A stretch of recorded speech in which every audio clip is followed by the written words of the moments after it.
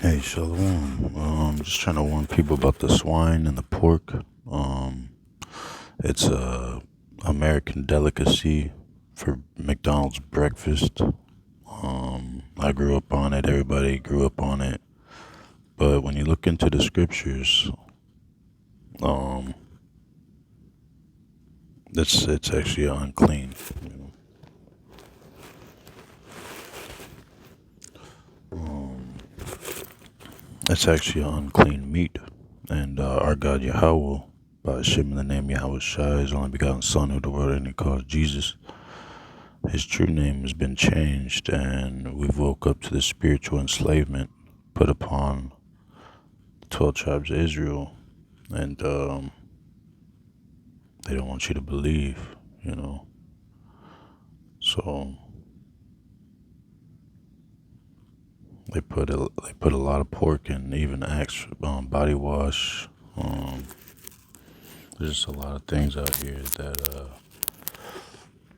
through these afflictions and these sufferings. Romans 8:18. The Most High waking us up out of our sleep is it's all biblical prophecy. All right. Mark 5:11, 12, and verse 15 and 17.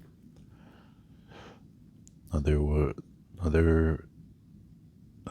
there nigh unto the mountains a great herd of swine feeding, and all the devils besought him, saying, Send us into the swine, that we may enter into them. And they come to Yahushua, who the world and he calls Jesus, and see him that was possessed with the devil, and had the legion sitting and clothed and in his right mind, and they were afraid. And they that saw it told them about,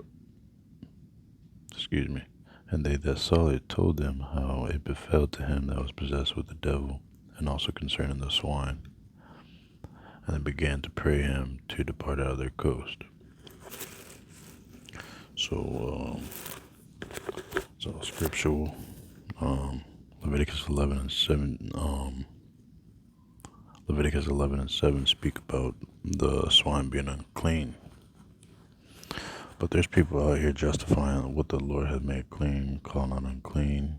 But that's not even talking about the swine. Alright?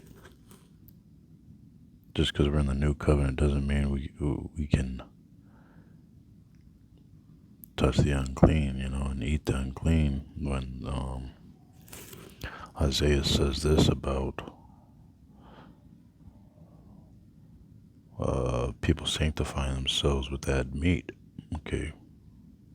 Eating swine's flesh behind the midst of a tree. Isaiah 66 and 17. They that sanctify themselves and purify themselves in the gardens behind one tree in the midst, eating swine's flesh, and the abomination, the mouse, shall be consumed together, saith the Lord Yahweh. So, we know that his name was changed over time. He had a Hebrew name. You gotta actually learn, you gotta call upon his Hebrew name. Okay, according to Zephaniah 3 and 9. And 1 Corinthians 14. You don't want your understanding to be unfruitful.